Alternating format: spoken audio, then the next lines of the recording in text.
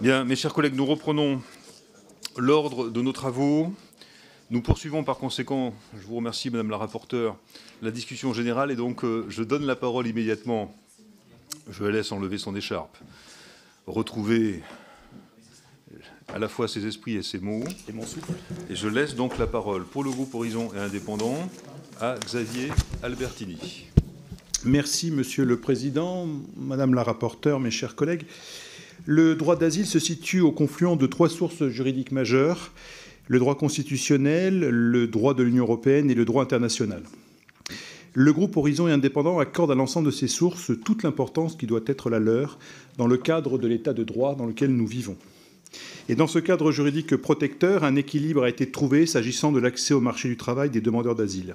Depuis 2005, un délai d'attente est imposé aux demandeurs d'asile qui souhaitent demander une autorisation de travail afin de simplifier les reconductions au cas où ils seraient in fine déboutés. Initialement fixé à 12 mois, puis 9 mois, ce délai a été réduit à 6 mois par la loi de 2018. La présente proposition de loi propose de libéraliser l'accès au marché du travail des demandeurs d'asile en supprimant ce délai d'attente. Le groupe Horizon et Indépendant estime qu'une telle évolution serait à la fois excessive et inopportune. Le droit positif français respecte en effet les exigences européennes en matière d'asile, puisque celle-ci fixe un délai maximal de 9 mois à compter de la date d'introduction de la demande de protection internationale, au terme duquel les demandeurs doivent avoir accès au marché du travail. En pratique, le nombre de demandes d'autorisation de travail et le taux d'autorisation effectivement délivrés sont très limités. Selon les données du ministère de l'Intérieur, 4 254 demandes d'autorisation de travail ont été déposées en 2022 sur un total de 103 164 demandes d'asile, soit une proportion de 4,1%. Et au terme de l'instruction, seules 1148 autorisations sont effectivement délivrées, soit 27% des décisions favorables. Ces chiffres témoignent donc du faible recours des demandeurs d'asile à des procédures d'autorisation d'accès au marché du travail et de la nécessité d'avoir un contrôle administratif de ces demandes, puisque seuls 27% d'entre elles font l'objet de décisions favorables. Par ailleurs, nous ne voyons pas comment gérer la situation professionnelle de demandeurs d'asile qui trouveraient un emploi mais qui verraient leur demande déboutée, ce qui est le cas de 65% des demandes d'asile. Votre présente proposition de loi vise aussi à mettre en conformité le droit interne avec le droit de l'Union européenne, le Conseil d'État ayant annulé l'article L. 554-1 du Code de l'entrée et du séjour des étrangers et du droit d'asile, en tant qu'il exclut l'accès au marché du travail des demandeurs d'asile faisant l'objet d'une décision de transfert en application du règlement UE 604/2013, dit règlement Dublin III. Le groupe Horizon et Indépendant soutient pleinement cet objectif de mise en conformité au regard de notre attachement aux exigences constitutionnelles et aux engagements européens précités. Pour autant, nos groupes ne peuvent soutenir la jonction au sein même d'une même proposition de ces deux objectifs législatifs et nous voterons donc contre cette proposition de loi, sauf à ce que les débats en commission permettent de dissocier les deux objectifs de ce texte. Je vous remercie. Merci à vous. Paul Molac, pour le groupe LIOT. Merci, Monsieur le Président. Donc, accueillir les réfugiés doit se faire avec dignité et faciliter l'intégration. Or, cette intégration, à mon sens, passe par le travail. Bien entendu, toute demande d'asile doit être examinée avant de vérifier son motif et de s'assurer de sa légitimité. Au fond, si l'on veut réellement améliorer les conditions d'accueil des demandeurs, la priorité doit être d'améliorer les délais de traitement, qui s'étalent en moyenne sur 10 mois et parfois bien plus. Si ces étapes sont nécessaires, il n'est plus possible d'éluder la question des conditions d'accueil des demandeurs qui attendent la décision sur leur statut de réfugié. Je pense qu'il faut sortir des positions dogmatiques, la réalité est que le droit actuel n'est pas neutre. En interdisant aux demandeurs d'asile de travailler en leur imposant un délai de 6 mois avant un éventuel accès au marché de l'emploi, notre droit plonge volontairement et automatiquement ces individus dans la précarité et la dépendance vis-à-vis, par exemple, d'employeurs ou d'autres personnes. Or, je crois qu'il est bon de rappeler que cette précarité a aussi un coût pour nos finances publiques. Notre rapporteur a peut-être des chiffres plus précis, mais rien dans le budget 2025.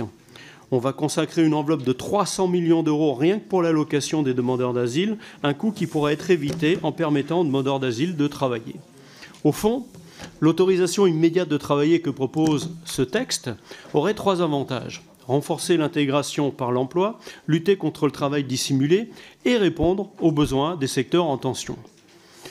Je signale juste que 25% des gens qui travaillent dans l'aide à la personne sont d'origine étrangère et que l'UMIH, donc la restauration et l'hôtellerie, estime que 40% des emplois de l'hôtellerie sont des étrangers en situation régulière ou pas.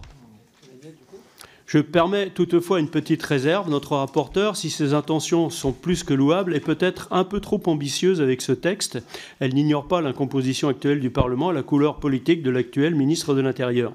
Je pense qu'une solution de compromis qui aurait plus de chances d'être adoptée aurait été de rétablir l'ancien article 4 du projet de loi immigration de 2024.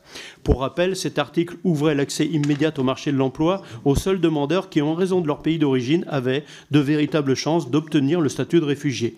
Je crois que cela aurait pu être une solution de compromis. En tout état de cause, je pense qu'il est grand temps d'avancer sur le sujet et que notre groupe votera pour ce texte. Merci beaucoup pour le GDR. Donc je n'ai pas d'inscrits. Pour UDR, Sophie Rico-Vaginet. Merci, Monsieur le Président. Madame la rapporteure, chers collègues, cette proposition de loi sur l'accès accéléré au marché du travail pour les demandeurs d'asile est une erreur majeure. Elle risque de fragiliser notre politique migratoire, d'encourager l'immigration illégale et de faire peser une pression supplémentaire sur notre système social et nos services publics qui sont déjà saturés. Soyons clairs, 60% des demandes d'asile sont aujourd'hui rejetées en France. Cela signifie qu'une majorité de ceux qui déposent une demande ne remplissent pas les critères du droit d'asile. En facilitant l'accès au travail dès les premiers mois, nous créons une véritable filière de régularisation déguisée qui détournera encore davantage la procédure d'asile de son objectif premier, qui, je le rappelle, c'est protéger les persécutés et non offrir un visa économique déguisé. Regardons l'exemple de l'Allemagne en 2015. Après avoir facilité l'accès à l'emploi à des demandeurs d'asile, le pays a vu affluer des milliers de faux demandeurs, obligeant le gouvernement allemand à faire machine arrière en 2019. L'Italie a connu une situation similaire avec une explosion des demandes d'asile à visée économique et une augmentation du travail clandestin. Et que dire de l'impact sur nos travailleurs français, nos artisans, nos ouvriers, nos salariés des secteurs en tension qui ne doivent pas subir cette concurrence déloyale provoquée par une immigration massive et qui serait non contrôlée. La priorité doit être donnée aux Français et aux travailleurs étrangers en situation régulière. Enfin, n'oublions pas que cette loi enverra un signal désastreux aux filières de passeurs qui n'hésiteront pas à vendre la France comme une terre d'opportunités faciles où l'asile devient un simple ticket d'entrée vers l'emploi, puis vers la régularisation. Nous risquons de voir exploser les entrées irrégulières et de perdre définitivement la maîtrise de nos frontières. Cette loi est une véritable porte ouverte au chaos migratoire. Nous devons refuser cet appel d'air et défendre une politique d'asile rigoureuse et ferme. Pour le groupe UDR, l'asile n'est pas et ne sera jamais un outil de régularisation massive. Nous voterons contre. Je vous remercie. Je vous remercie. Sacha Houlier. Merci, Monsieur le Président. Madame la rapporteure, je voudrais vous remercier, vous et votre groupe, de remettre sous l'ouvrage un métier que nous avions tenté de faire progresser il y a maintenant un an avec l'article 4 de la loi immigration dans d'autres circonstances et dans d'autres dispositions par ailleurs. Je vois que la confusion est faite par certains des collègues qui s'y opposent de façon assez populiste en confondant à la fois l'accès au marché du travail d'une part et la régularité du séjour d'autre part. En entretenant cette grande confusion avec le titre même, puisque le droit d'asile n'est pas un titre de séjour ni un visa. En tout état de cause, le sort de cet article dans la loi immigration avait été assez contrarié, puisque bien que rétabli en commission des lois après sa suppression au Sénat, il avait manifestement disparu à la défaveur de la commission mixte paritaire que nous avions eue sur ce sujet. Les dispositions, elles autorisaient à l'époque un accès au marché du travail immédiat pour les demandeurs d'asile dont la nationalité laissait penser qu'ils seraient protégés in fine parce que la nationalité était la plus éligible.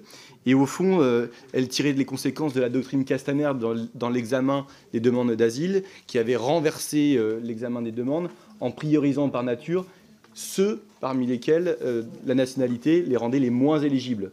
Et évidemment, puisque la nationalité est la moins éligible, eh bien, moins de temps leur demande était étudiée, plus vite on pouvait leur apporter une réponse, et donc, le cas échéant, les diriger ou vers d'autres demandes ou vers une reconduction dans leur pays. Ce qui a conduit les Afghans, Syriens ou toute une partie de la population des demandeurs d'asile qui sont les plus éligibles à ne pas pouvoir travailler, donc à attendre 6 mois. Et donc, par nature, le texte que vous proposez, il résout cette équation qui est un peu infernale. J'ai regardé d'abord le débat qu'il y avait eu avec le groupe Ensemble pour la République et l'ex-majorité présidentielle pour trouver une situation de compromis. Je dois souscrire à la jurisprudence de président Coquerel sur la recevabilité financière compte tenu du deuxièmement de l'article, l'anciennement article 4 qui crée une charge nouvelle. En revanche, j'ai vu, Madame la rapporteure, que vous avez déposé dans les amendements de repli un amendement CL14 qui à la fois tient compte de l'autorisation, donc de la levée de l'autorisation de travail, d'abord pour les demandeurs initiaux, mais aussi pour ceux qui sont les dublinés, et puis ensuite qui prévoit un dispositif qui est quasiment identique, au moins pour le grand 1 de ce qu'était l'article 4 à l'époque, et il me semble tout à fait approprié pour le compromis que vous aviez discuté avec la majorité présidentielle pour que cette proposition de loi prospère. C'est en tout cas mon souhait, et encore une fois, je vous remercie de l'avoir inscrite à l'ordre du jour de l'Assemblée nationale. Je vous remercie. Madame la rapporteure, vos éclairages, s'il vous plaît. Merci, Monsieur le Président. Alors, si Monsieur Sanvert est encore là, je suis un peu déçue de la première déclaration que vous avez faite, puisque quand je vous ai rencontré lors de l'audition que nous avons eue avec notamment la CIMAD et la FAS, moi j'ai rencontré un homme qui m'a émue et touchée en parlant notamment de la famille ukrainienne que vous avez accueillie, et cette famille ukrainienne pour laquelle tout se passe bien, puisqu'ils ont pu avoir accès au marché du travail. Donc voilà, on est très loin finalement de ce que vous avez déclaré. Vous étiez bien plus humain et en prise avec les réalités que vous avez pu vous connaître, plutôt que ces amalgames et ces fausses informations que propage votre groupe. Monsieur le député Lescure, je vous remercie notamment sur cette capacité de pouvoir ouvrir un dialogue, et notamment sur cette situation de l'emploi qui ne pourrait plus être opposable aux demandeurs d'asile. C'est notamment à l'issue des discussions que nous avons eues avec la DGEF, le ministère de l'Intérieur, que nous avons et que j'ai imaginé cet amendement de repli. On ne peut pas dire que le ministère de l'Intérieur soit des théoriciens du no border. Mais en réalité, il s'agissait bien pour le ministère de l'Intérieur de prendre une autorisation de travail pour ce qu'elle doit être, à savoir un élément qui permet de protéger les vulnérabilités des demandeurs d'asile, puisqu'il s'agit bien de contrôler si les employeurs respectent les conditions salariales, respectent s'ils ont bien cotisé à l'URSSAF, s'ils respectent également leurs obligations sociales au regard de leurs engagements vis-à-vis des conventions collectives. Donc on serait là dans un dispositif tel que je le propose dans l'amendement de repli, qui ne concernerait que les demandeurs d'asile avec un fort taux de protection et avec une autorisation de travail qui permet de les protéger, et également qui serait soumise aux mêmes conditions d'octroi, c'est-à-dire un examen en préfecture, mais sans avoir la possibilité de la situation d'emploi. Madame Martin, moi je souscrit tout à fait à cette question de l'immigration vue par certains comme utilitariste. Et j'essaye de parler à l'intelligence de chacune et chacun, et donc j'allume des cerveaux ou des parties de cerveau à des bons endroits.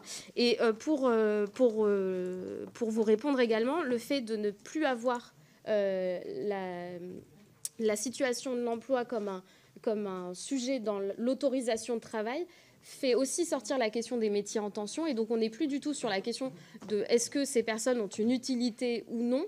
C'est aussi est-ce que ces personnes, on les protège dans l'autorisation de travail. En tout cas, c'est la démarche que j'ai entendu poursuivre dans cet amendement de repli. Monsieur Christophe, il s'agit... Vous avez dit dans votre déclaration préalable que je souhaitais assouplir le cadre actuel. Un petit cours d'histoire, je souhaite revenir à une situation avant 1991 qui avait été prise par une circulaire de Madame Cresson qui revenait sur un principe qui était celui de permettre aux personnes qui demandent l'asile de pouvoir eh bien, travailler. Parce que, ni plus ni moins, on leur permet de pouvoir subvenir à leurs besoins et de pouvoir accélérer leur inclusion. Et donc, c'est bien sûr, je vous remercie le groupe socialiste de son soutien, mais c'est pas simplement pour assouplir le cadre actuel, mais bien lever une interdiction de travail. Je crois que nous serions tous fort maris si nous devions être interdits de travailler. Monsieur Pauget, alors, vous avez parlé... Allez, plus là. Bon, il a parlé d'augmentation de la demande d'asile en 2023 et de cette augmentation des demandes d'asile.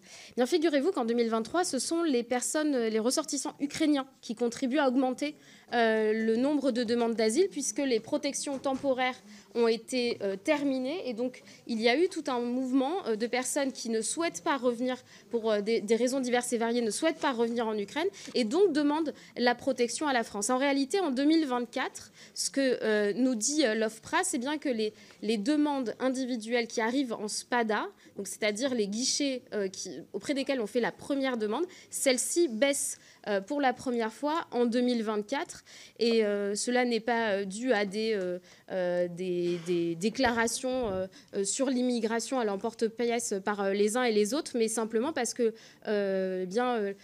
les phénomènes aussi de migration changent, et donc changent aussi, et c'est ce qu'a rappelé mon collègue Amir Chahi, changent aussi puisque les principaux pays de destination des migrations sont les pays limitrophes des pays en guerre, des pays dans lesquels les personnes connaissent la famine, le dérèglement climatique notamment. Alors, Monsieur Albertini, je n'ai pas tout à fait compris votre propos, puisque vous disiez que l'extérieur de la France est une bonne idée, parce qu'il y a des jeunes qui sont forcés à traverser, qu'ils ne souhaitent pas. Et là, écoutez-moi 2 secondes.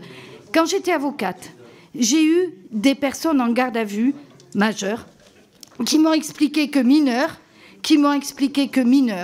elles avaient été forcées à monter sur un bateau par des trafiquants, avaient reçu des coups de crosse dans les côtes qu'elles m'ont montré, et c'est ce système que vous encouragez. Eh bien, nous, au Rassemblement national, on souhaite mettre fin à ces trafiquants, on souhaite qu'il y ait moins de morts en mer, et on souhaite traiter les demandes à l'étranger.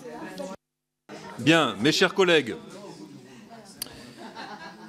après que nous ayons eu cette discussion sur les amendements de suppression, je vous propose de passer au vote par scrutin public. Je vous rappelle que par conséquent, il y aura appel nominal, que chacun d'entre vous doit préciser oralement et s'il vous plaît, et dans le silence, au micro, pour, contre ou abstention, bien sûr.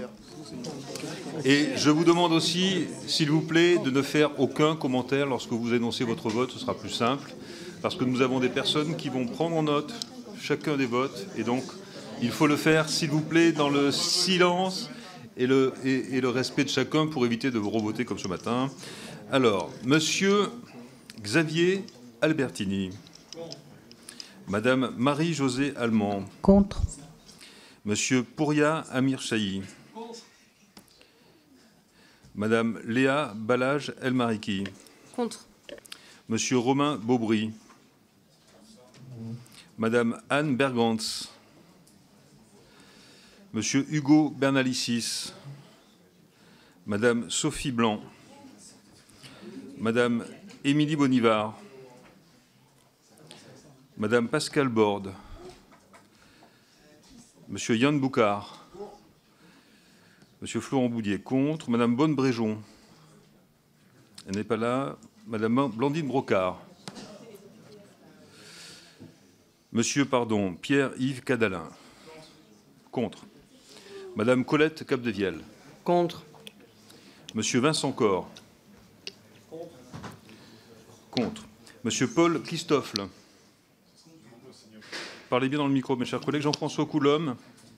Contre cet amendement xénophobe et entreprisophobe. Merci Jean-François pour le respect de nos règles communes de civilité. Monsieur Emmanuel Duplessis. Parlez dans le micro, s'il vous plaît, pour le compte-rendu. Madame Elsa Faucillon. Contre. Monsieur Olivier Fessat. Madame Agnès Firmin-Lebaudot. Parlez dans le micro, mes chers collègues. Contre. facile. Monsieur Marc de Florian. Pour, bien sûr. Monsieur Moirani Frébeau. Contre. Madame Martine Froger. Contre. Monsieur Jonathan Géry. Pour. Monsieur Johan Gillet. Monsieur Philippe Gosselin. Monsieur Guillaume Gouffier-Valente. Madame Monique Glisetti. Monsieur Jordan Guiton. Monsieur Patrick Hetzel. Monsieur Jérémy Jordanov. Contre. Madame Emmeline Kerbidi. Madame Marietta Carammanli. Contre. Monsieur Philippe Latombe. Contre. Monsieur Antoine Léaumont. Contre. Monsieur Roland Lescure. Contre. Madame Pauline Levasseur. Contre. Monsieur Aurélien Lopez-Ligori. Madame Marie-France Laureau. Monsieur Olivier Marlex. Chut. Madame Elisa Martin. Monsieur Éric Martineau. Contre. Monsieur Brian Masson. Monsieur Damien Maudet. Monsieur Stéphane Mazard. Contre. Monsieur Ludovic Mendes. Madame Laure Miller. Contre. Monsieur Paul Molac. Chut, mes chers collègues. Contre. Alors, asseyez-vous et puis répondez dans le micro. Monsieur Paul Molac. Contre. Contre. Merci. Monsieur Jean Moulière. Madame Naïma Mouchou. Madame Danielle Obono. Contre. Monsieur Éric Pauget. Monsieur Marc Pédard. Monsieur Thomas Porte. Monsieur Julien Rancoul. Madame Sandra Régol. Madame Sophie Ricourt-Vaginet. Madame Béatrice Rouleau. Pour. Madame Marie-Ange Rousselot. Monsieur Hervé Solignac. Contre. Monsieur Philippe Schreck. Pour. Madame André Torigna. Monsieur Michael Taverne. Monsieur Jean Terlier. Madame Céline Thiebaud-Martinez. Contre. Monsieur Roger Vico. Monsieur Antoine Villedieu. Monsieur Jean-Luc Warsmann. Monsieur Giovanni William. Madame Caroline Yadan.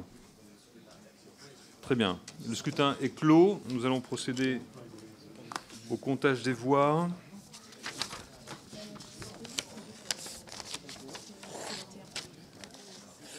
Allez.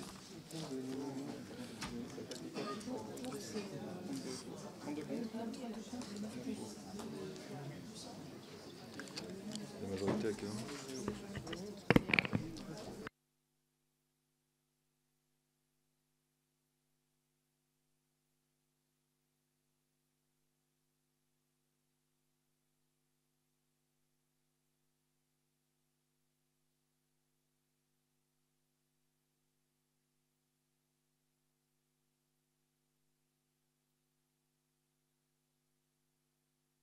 Mes chers collègues, le résultat est le suivant. Votant 41, suffrage exprimé 41, majorité 21,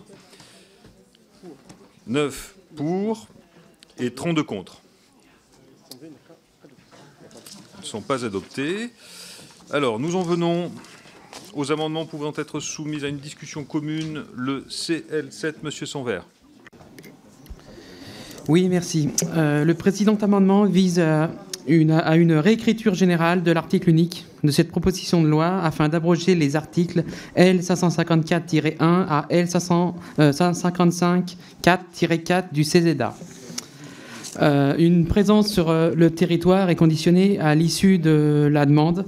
En ouvrant le marché du travail avant même que l'OFPRA n'ait statué, on compliquerait encore une fois, bien sûr, un éloignement en cas de rejet, ce qui va à l'encontre du principe même du droit d'asile. Je vous remercie. Je vous remercie. Le CL2, Monsieur Le Bourgeois, il n'est pas défendu. Alors, nous avons une série d'amendements identiques en suivant. Le CL5, Monsieur Martineau. Merci, Monsieur le Président. C'est un amendement qui propose de réécrire justement l'article 554.1 du CESEDA pour y inclure la situation des demandeurs d'asile placés sous procédure Dublin et leur permettre d'accéder au marché du travail lorsqu'ils n'ont pas pu être transférés dans le délai de 6 mois à compter de la notification d'une décision de transfert, sauf lorsque c'est imputable au demandeur, comme en cas d'emprisonnement ou en cas de fuite, et en tout état de cause, dans un délai de 9 mois à compter de l'enregistrement de leur demande, conformément à la directive précédente de celle du Conseil d'État du 24 février 2022. Merci. Je vous remercie. Le CL10, Monsieur Lescure. Merci, Monsieur le Président. Rapidement, Monsieur Martineau a présenté cet amendement qui vise à combler un vide juridique selon lequel aujourd'hui des demandeurs d'asile dits dublinés qui auraient déposé leur demande en France, seraient partis à l'étranger et ont été renvoyés en France à l'issue, ne sont aujourd'hui pas dans la capacité de travailler et donc fixe le délai à partir duquel ces demandeurs d'asile dits dublinés pourraient commencer à travailler à 9 mois. Il vient compléter l'amendement dont j'ai parlé ce matin qui malheureusement n'était pas recevable, qui aurait permis par ailleurs d'assurer que les autres non dublinés puissent aussi travailler en delà des 6 mois. Je vous remercie, Madame Balage. Vos 3 amendements successifs, vous demandez de les présenter. Votre avis sur l'ensemble de ces amendements en discussion commune en suivant. Merci. Merci, Monsieur le Président. Alors, je les ai présentés, je vais les représenter pour que tout le monde comprenne bien de quoi il s'agit.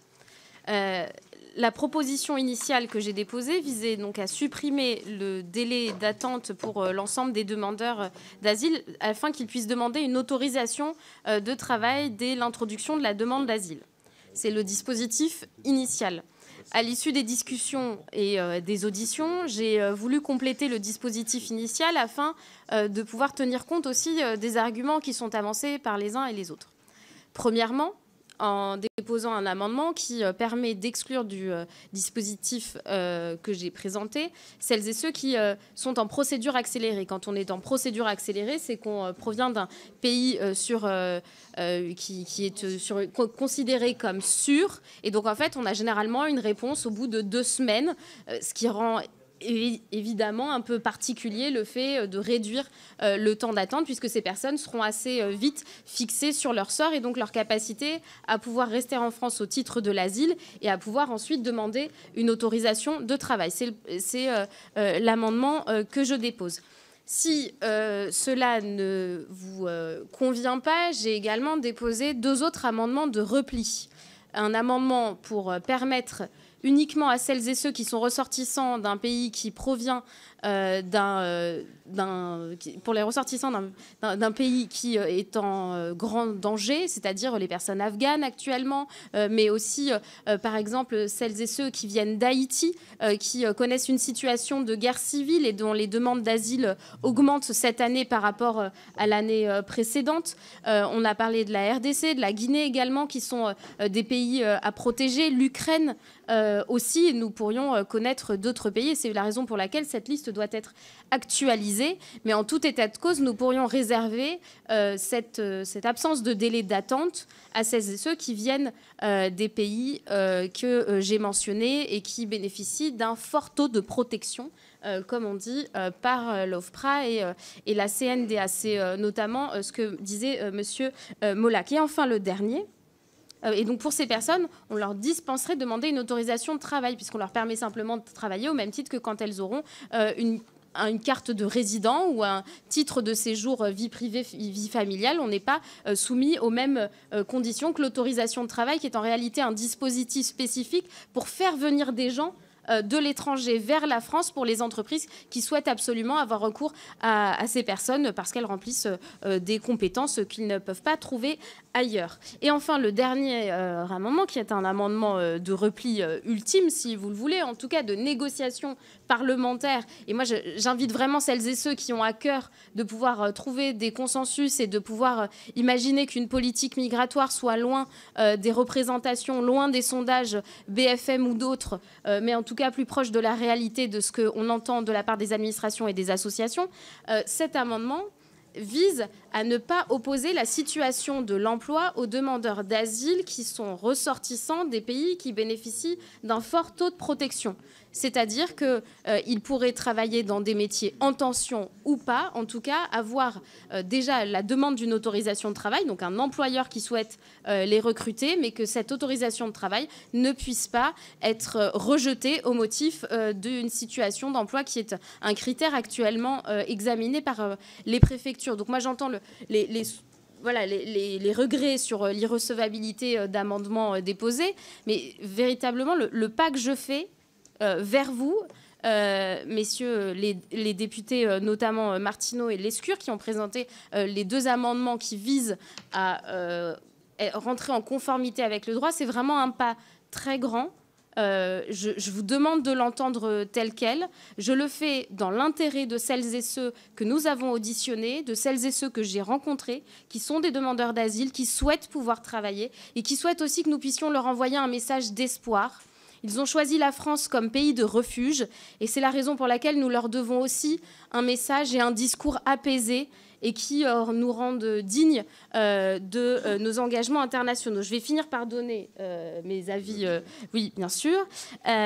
Donc, sur l'amendement de M. Sanvert, écoutez, moi, chaque fois que je vous entends parler, je suis tout à fait déçue par rapport à la rencontre que nous avons eue en début de semaine, où j'avais l'impression d'avoir rencontré un homme qui comprenait les enjeux des associations et des opérateurs qui accompagnent les demandeurs d'asile. Et là, j'ai été un peu déçue. Donc voilà, c'est dommage, mais bon, c'est comme ça. Vous êtes dans un groupe qui ne cesse de ne pas nous surprendre dans la déception et l'indigence. Sur l'amendement, bon, alors, celui de M. Bourgeois n'est pas défendu, donc messieurs Martineau et Lescure, moi je vous demande de retirer vos amendements. Je comprends qu'ils permettent d'adapter et de mettre en conformité le droit français avec nos engagements internationaux, notamment européens. Mais je crois que nous avons besoin de discuter cette série d'amendements et cette série aussi d'amendements de repli.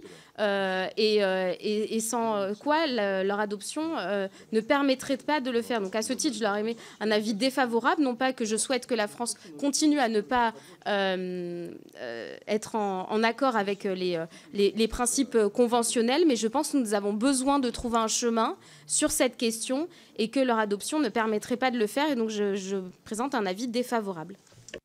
Je vous remercie. Non, j'ai une prise de parole, pardonnez-moi. Prise de parole d'Emmanuel Duplessis, de Yohann Gillet ensuite. Emmanuel Duplessis, je vous en prie. Oui, bonjour. On en entend quand même des choses dans cette commission. Moi, j'aimerais bien quand même qu'on me réexplique comment le fait de permettre à des gens de travailler légalement va amplifier le travail irrégulier. Vraiment, j'arrive pas à vous suivre, les collègues. La seconde, qu'avoir un contrat de travail en France rendrait inexpulsable. Mais vraiment, les collègues, c'est nier les faits. C'est nier contre toute évidence qu'aujourd'hui, il n'y a nulle garantie à obtenir un titre de séjour, même quand on travaille en France, même quand on travaille et qu'on y vit de manière régulière depuis des dizaines d'années. En témoigne le nombre de renouvellements de titres de séjour suspendus depuis de longs mois dans les préfectures. Votre doctrine, l'extrême droite, qui vise à faire de la vie en France un enfer pour tous les étrangers, afin de décourager ceux qui voudraient rejoindre le pays des droits de l'homme, est aussi contre-productive qu'inhumaine, et contraire à l'esprit même de notre droit et des valeurs qu'il sous-tendent. L'extrême droite, vraiment, les sanctions collectives n'existent pas en France, et encore moins le droit de punir par dérogation ceux qui n'ont rien fait. L'amendement là qui est déposé quand même, qui vise à juste interdire de travailler tout réfugié, quand bien même il aurait obtenu le droit de vivre en France. Mais ça en dit long sur votre ignominie. Et vous prétendez parfois que ce n'est pas contre tous les étrangers que vous en voulez, mais que certains. Mais je crois que cet amendement, il fait tomber bien bas vos masques. Vous êtes bien un parti xénophobe et raciste. Bien. Monsieur Gillet, je vous en prie.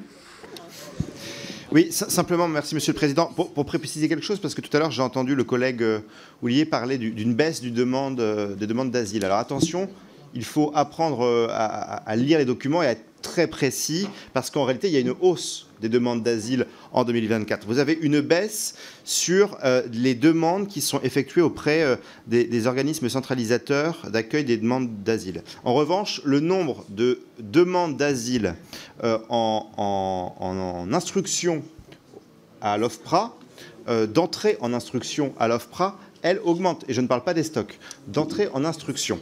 Et il y a une augmentation de plus de 7%, et l'OFPRA, dans ses propres documents, parle d'une année record en 2024 avec une augmentation de près de 8%. Donc il faut en avoir conscience.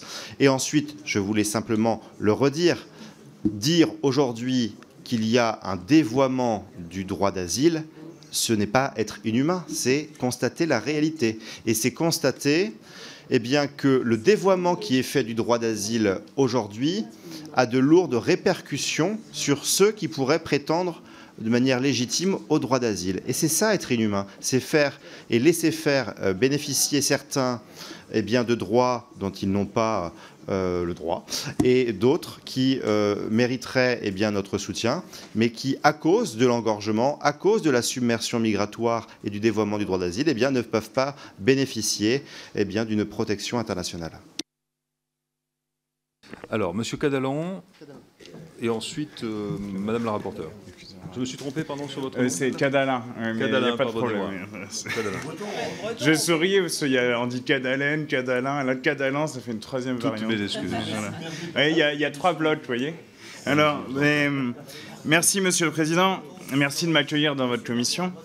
Alors, je veux tout de même dire un mot par rapport à ce que je viens d'entendre, car on ne peut pas, dans la même phrase et dans le même propos, dire « Non, non, je suis humain, il n'y a aucune inhumanité dans mon propos », et parler sans cesse de flux et de stock, lorsque la réalité de laquelle nous parlons, ce sont des êtres humains. Ce sont des êtres humains protégés par des conventions internationales qui engagent la France.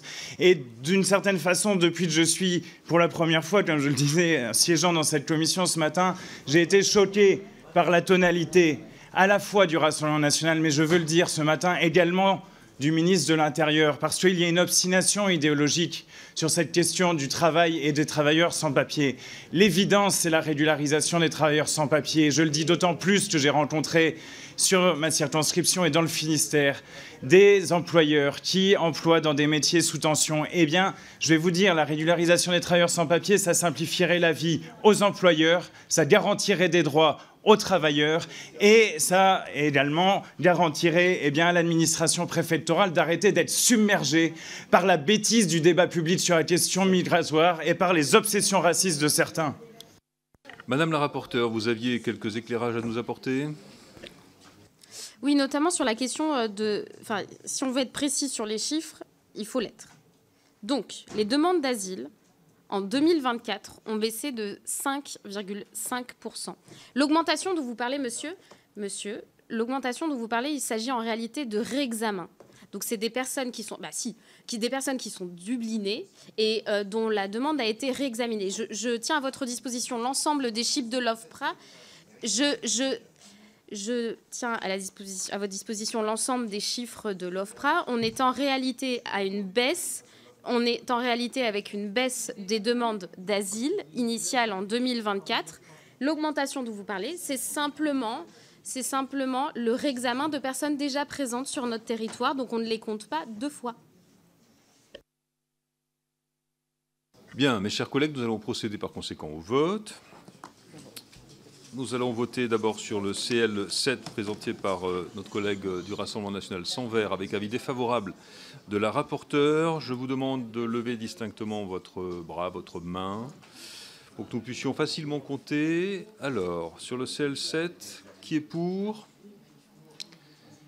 Qui est contre ? Les rejetés. Le CL2 n'était pas présenté. Nous avons un vote sur une série d'amendements en discussion commune. CL5 et le CL10 de M. Lescure, le CL5 de M. Martineau. Qui est pour ? Qui est contre ? Sont rejetés. Nous en venons à votre amendement, Madame la rapporteure, le CL13. Qui est pour ? Qui est contre ? Alors, mes chers collègues, on va recompter. Qui est pour ? Je vous demande de lever distinctement. Je vous laisse compter. Je ne vais pas voir. Vous me dites ?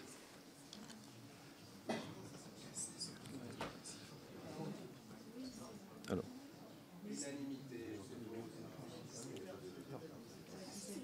Qui est contre ?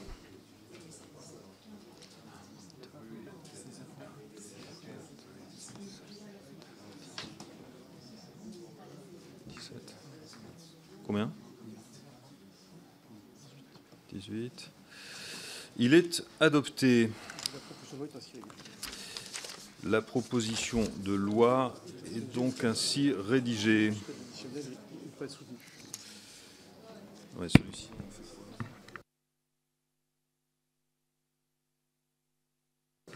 Pardonnez-moi, j'hésitais parce que les autres tombent, le CL14 tombe, le CL15 tombe, en effet, toutes mes excuses. Donc l'article unique est rédigé, et donc nous n'avons pas à revoter, et l'article, je vous le dis, mais l'amendement CL3, article additionnel après l'article unique, n'est pas défendu, donc nous n'avons pas à voter sur la totalité de la proposition de loi. Elle a été donc ainsi modifiée par votre vote, notamment à l'instant. Je vous remercie.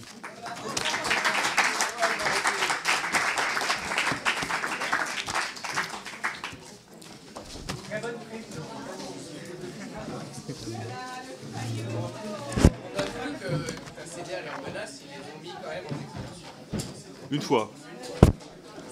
Et encore, peut-être que...